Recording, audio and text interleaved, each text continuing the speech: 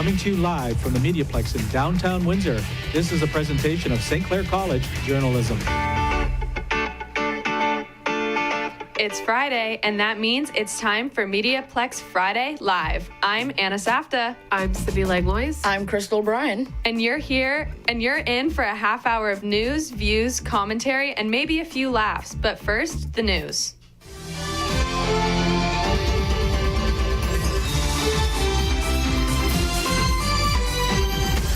Here's Jesse LaRouche with the City Hall update this week. As this week there was no meeting, let's take a look into next week. With the proposition in City Hall, the City of Windsor is looking to add a fee to the application process of opening an outdoor temporary patio. For many restaurants, bars, and other licensed properties, this was a key during the pandemic to keep a steady flow of business incoming. The City of Windsor says there were only 10 applications last year for outdoor patios, with a lot of companies doing so without applying, possibly due to not knowing the post-COVID regulations. Along with the added fee, there will be rules implemented such as screening, occupancy, and parking regulations. For the MediaPlex, I'm Jesse LaRouche. Well, it's December 8th, and it's a cold one, and Zach Balog is here to tell us what's going on. Well, the weather outside is actually very delightful. The sun is out, and we are sitting at 8 degrees. Now let's take a look at your 3-day forecast. Saturday, mainly cloudy with a chance of showers and a high of 14. Sunday, a high of 4 and a 60% chance of showers. And on Monday, a mix of sun and clouds and a high of 4. That's the weather, and I have weird Christmas traditions, and a kangaroo was spotted outside Toronto. Didn't have that on my 2023 bingo card. That's coming up in Weird News a little later on in the show. You're listening to MediaPlex Live. On today's show, Crime Stoppers will join us. We cook up something special. We talk Spitfires. Discuss Christmas plans. And Zach has the weirdest news found on the internet. All of this and more on MediaPlex Friday Live.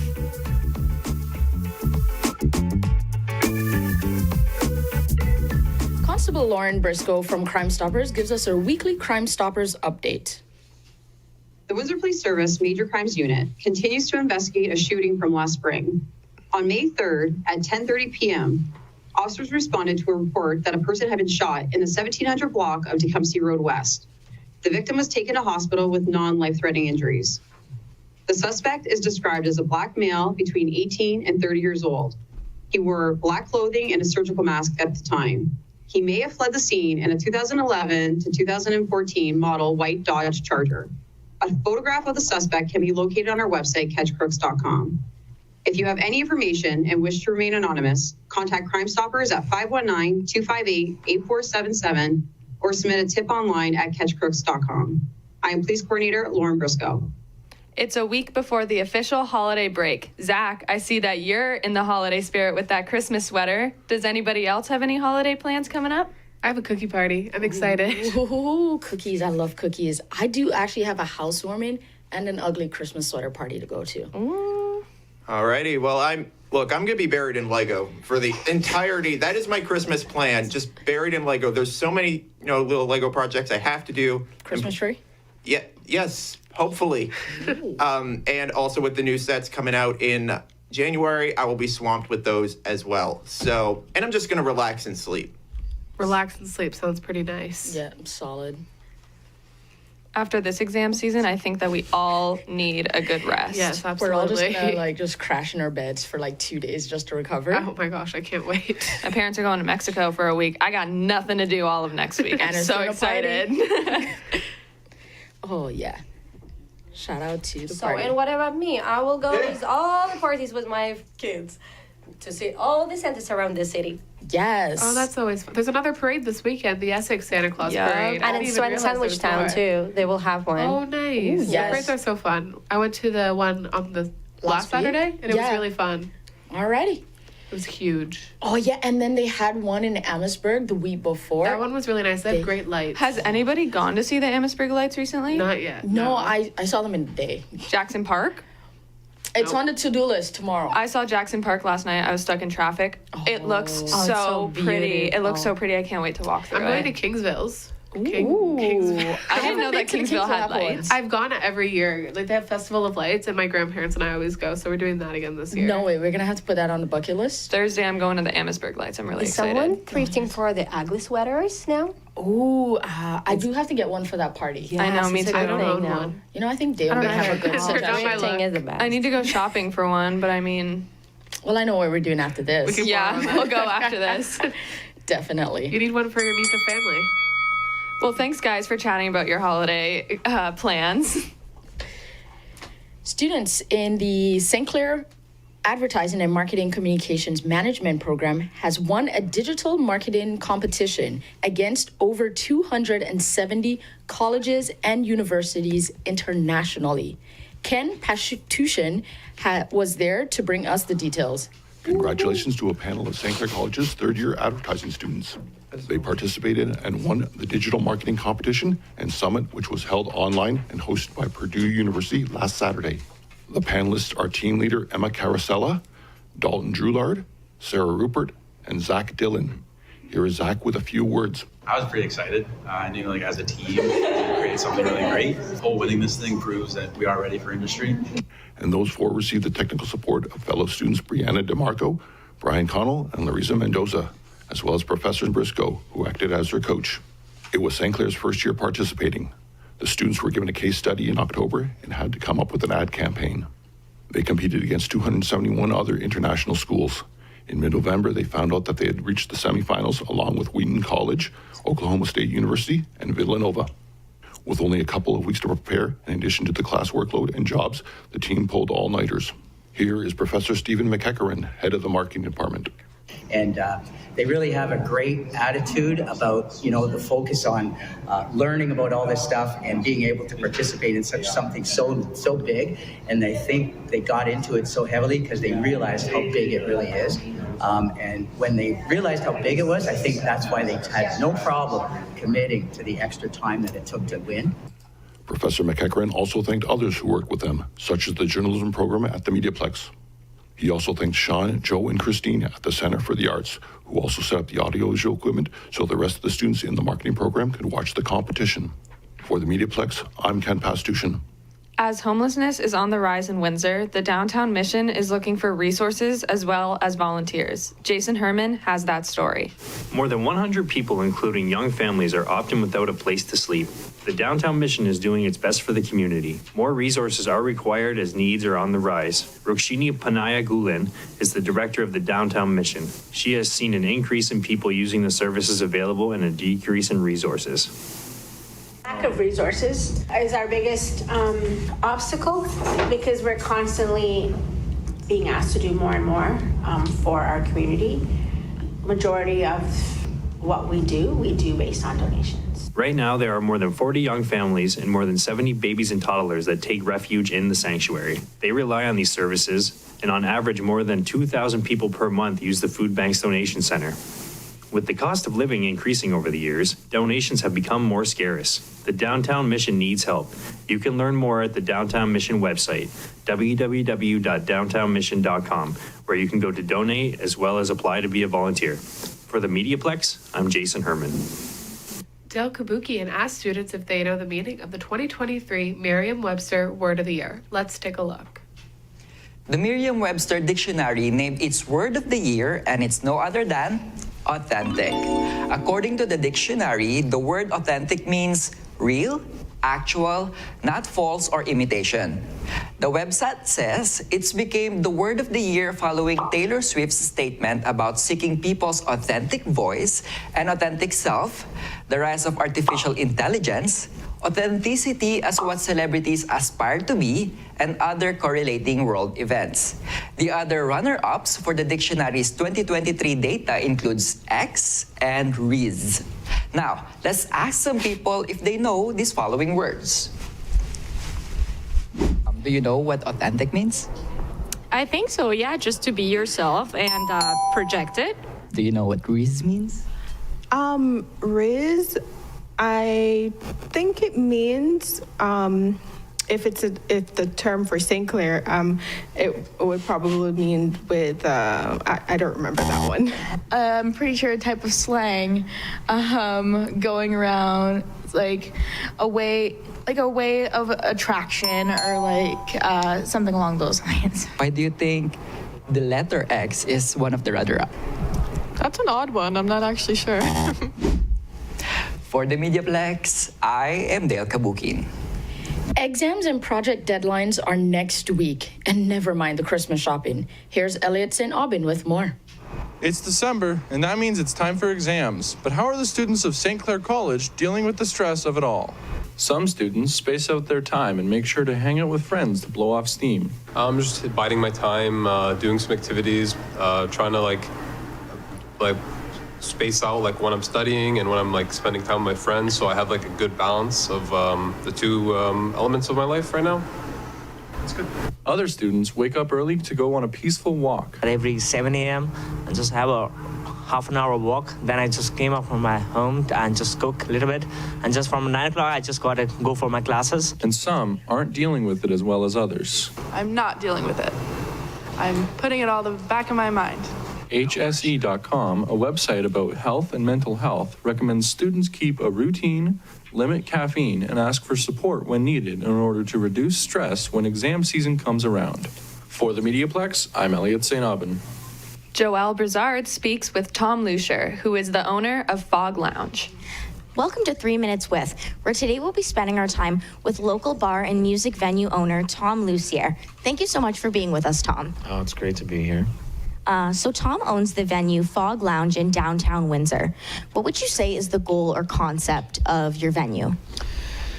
It changes all the time. Survival downtown as a business, first and foremost now, but as a community member, it is absolutely to be resourceful, to offer something to the public, and obviously creative people, musicians, artists, giving them a clearinghouse for their creativity. And, you know, poets, everybody, writers, it doesn't matter. If you have something to express, even comedy, we try to be a place that you can express yourself safely and actually get good feedback and grow. So a community builder and a clearinghouse for people's creativity. Awesome. What has been the best part for you about owning this venue?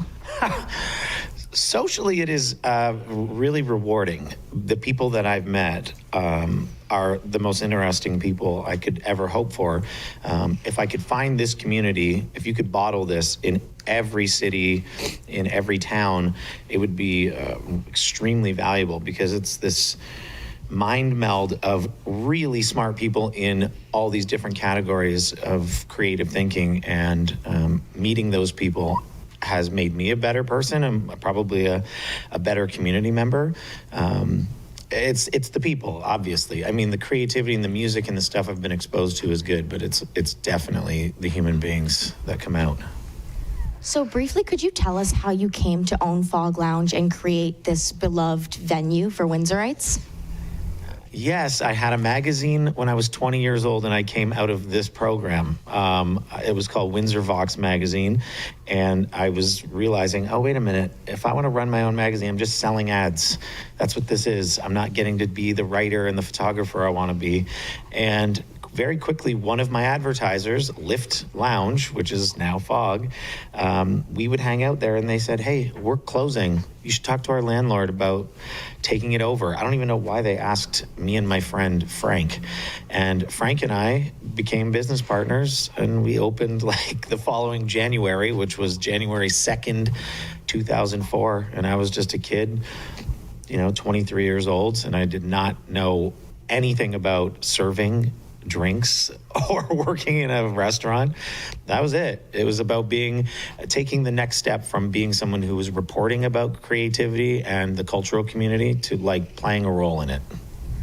And do you have any last things you'd like to say about yourself, Fog, or any upcoming events at the venue? Anyone who makes something that they want to share or sell, you are the one who stands to benefit quite a bit from those sales, from that expression. Come to us. ask for a show. Ask how that works. Like what kind of process happens for you to have a show. Because we want more community members, because you influence us, you influence the other people that are there. And it's just a really nice melange. It just continues to grow if you participate. And so my message is always participate, show up, go to things, particularly if you are in a field that you're going into is about exploring and finding stories. That place is so chock full of stories. Come and participate. This is for anyone that sees this. I don't care if you're in media at all. It's just come and participate. These people are pouring their guts out almost every day, and it's very good, and you should come and experience it. For the MediaPlex, I'm Joelle Broussard. So, Ksenia is here and it's lunchtime, and we're hungry. So, what's cooking? So we're cooking today quesadilla. It's the easiest dish and always wins the prizes. When you're fast leaving home and need to prepare lunch to go, just need tortilla. It's the Mexican round flat bread or anything looks like it. Inside you put cheese, the most important part. Because queso in Spanish is cheese, so it's kind of the main ingredient. Originally in the dish goes chicken, pre-cooked or grilled. It's okay from the previous day, but you can always put some ham, tomatoes, avocado, or even yesterday, even mac and cheese. It would be sensational wrap. You can try it. You close it, make it in half circle, put inside the toaster oven, or put it in the pan. Even sandwich maker, it's okay. But put it on the low fire because tortilla bread can blow and get burnt easily. So let it be until the time cheese melts. Each side maybe 2-3 minutes. After you put everything actually inside, like you can put anything, and it's very easy. It's fácil. I have a confession that I use my kitchen scissors to cut also tortilla in half, pizza, or even focaccia bread. And bon appetit, my dear. Now let's bring on Zach for this week's installment of Views and Reviews. I'm going to dinner at your house next time. You're welcome, dear. It's that time of the show where I review all forms of entertainment, new and old. Time for Zach's Views and Reviews. Now, normally I do this segment on a specific movie, song, or both. But I'm going to give you some recommendations on what films to watch this holiday season. As well, I will be telling you Time Magazine's Person of the Year. Home Alone, and this movie revolves around a little boy named Kevin whose family leaves him, home alone during the holidays. Kevin is not totally alone, though, as he has the company of the Wet Bandits, who he tries to fend off as violently as possible. It's a great film, funny, and just nice to watch with the family. Now, I watch this movie every year, and I still have the same question. How are those two still alive? If you are a fan of horror films like I am, you'll want to check out Black Christmas, this one from 1974. This movie revolves around a group of sorority sisters who begin to receive anonymous phone calls, and this movie is really scary as it relies on the suspense, and the killer is never really seen. My last pick is National Lampoon's Christmas Vacation, and this is a hilarious film. Clark Griswold just wants to have the perfect Christmas with his family, so he pesters his wife, Ellen, and children as they try to make sure everything is in line. However, things go bad quickly when his cousin Eddie shows up unplanned. Now, next up, do you have time to hear about Time Magazine's Person of the Year? It is none other than Taylor Swift. Swift was chosen, as she should be, and that she did not hold back on everything from Kanye West to her re-recording projects, not to mention she's been everywhere, like at the Chiefs game, as well as her Eras Tour, which has been bringing pre-pandemic economic growth to every city that it goes to. And, oh yeah, speaking of the Eras Tour, you can catch it on Amazon Prime or whatever streaming service for $19.89. Coincidence? I think not. On December 13th. I know I will. Well, that is this installment of Views and Reviews. I will have more next year. See you then. The Spitfires are making a comeback. Cam Segan tells us more. Dare I say the Windsor Spitfires are back in flight? Since the dismissal of head coach Jared Smith and the exodus of assistant coaches that followed, the Spits are 3-2. More importantly, their goaltenders aren't getting burned from the goal light being lit up so often behind them. Joey Costanzo and Ian Micheloni have only allowed 15 goals in those 5 games, which is a far cry from their earlier output. It's still a very small sample size, but the defense under Casey Torres, and I guess the watchful eye of Bill Bowler, has improved so much, you almost wonder if it's the same guys back there patrolling the blue line. Credit also must go to the forwards, who seem committed to playing responsibly in their own end. It's not always easy for players like Oliver Peer, who are in their final junior season, to buy into a system that may sacrifice some offense for defensive play. But he has bought into that system. They all have, really. And for Peer, his new defensive mindset has actually benefited him in the box score, allowing him to pounce on counter-attacking opportunities with his elite skating ability. On Friday, the Spits shut out a good Guelph Storm team. It was their most complete effort of the season. While their playoffs are still a long shot, don't let them hear you say that, because they believe they have what it takes to get hot and take flight into the playoffs by the end of the season. I know absolutely nothing about sports, but that's why we have Cam and Jesse here. Take it away, sports guys. Welcome to the Sports Guys. I'm Cam Segan. And I'm Jesse LaRouche. You know, Cam, coming into last night's game, there was a number of things I'd rather do than watch Bailey Zapp and Mitch Trubisky duke it out. Like watch paint dry, attend a loved one's funeral, or even sit through a Cowboys fluff piece. But you know what? It wasn't that bad. I mean, I'm not going to say it was a great game, but there was actually some scoring, and that was nice. Bailey Zappi looked more competent last night than Mac Jones has his whole career, which I guess isn't saying much. That couldn't be said about Mitch Trubisky on the other end. Every time I see him play, I just wonder how sick Bears fans must be knowing they picked him over Patrick Mahomes. Truly one of the biggest busts in recent draft history. Moving on to baseball, the Yankees are breaking out the checkbooks to put together yet another team that will fall short. That's right. Juan Soto and Alex Verdugo joined the Yankees this week. All of this to finish just above 500 and miss the playoffs. You know the saying, money can't buy happiness? Someone needs to tell them it can't buy wins either. That being said, Toronto, bring home Shohei. If the Jays actually manage to sway Ohtani away from the Dodgers, I will forgive them for pulling Jose Barrios in the playoffs. I won't, but it will for sure be a step in the right direction. Over in basketball, the in-season tournament finals matchup was decided last night. The Pacers will be taking on the Lakers to crown a champ. Finally, the Pacers have a chance to win something. Only issue, at the end of the year, who cares about an in-season tournament? I can't really say I do, but you can't deny it has been a success for the league financially. Speaking of math, I was never really good at it, so maybe you can help me out here. If you were a head coach, would you rather have 4 wins in 6 games or 21 games? I feel like this is a trick question, and the real answer is I'd have 4 wins in 4 games, because I'd never lose as a head coach. Yes, don't let those dreams die, Jesse. So clearly the goal is to win. Then how come nobody told the Spits that until like 2 weeks ago? I don't know, Cam, but the turnaround has been impressive.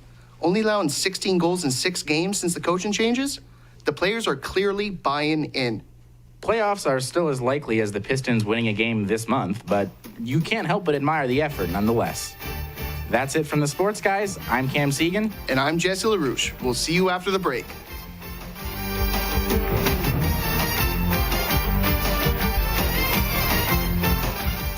Dale Kabukian, the self-proclaimed cutie from the Philippines, gives us an inside look into his life in his latest episode.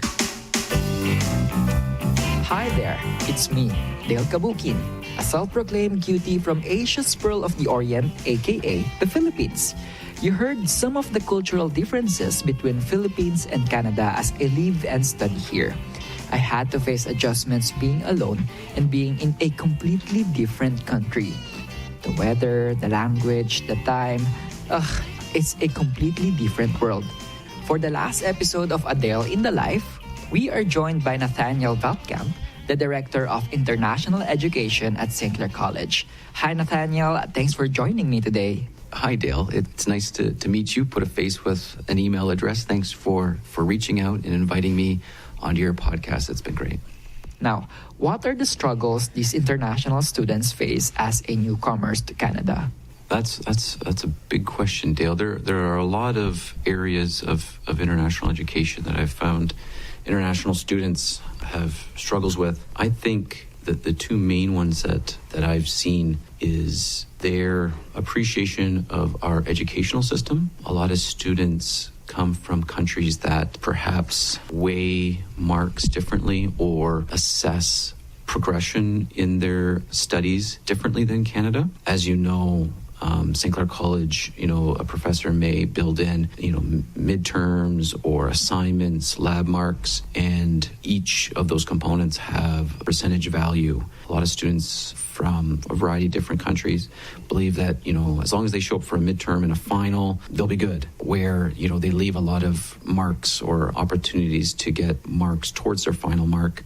How about the struggles in terms of social or culture?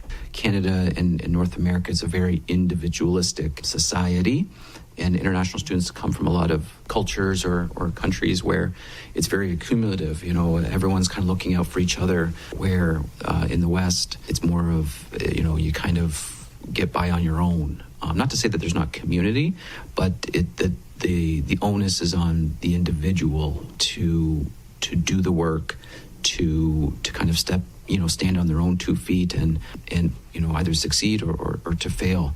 What we do is we try to prepare the students for that. Mm-hmm. For me, the beginning of my Canadian journey wasn't that hard. I realized my experience is different compared to others because it hit me with sadness and separation anxiety 1 year later after coming here. Any advice for those who were struggling? Well, the college does have a relationship with the New Canadian Centre for Excellence. That organization is a settlement organization in Windsor, Essex. That helps new to Canada residents get familiar with the community of Windsor, Essex.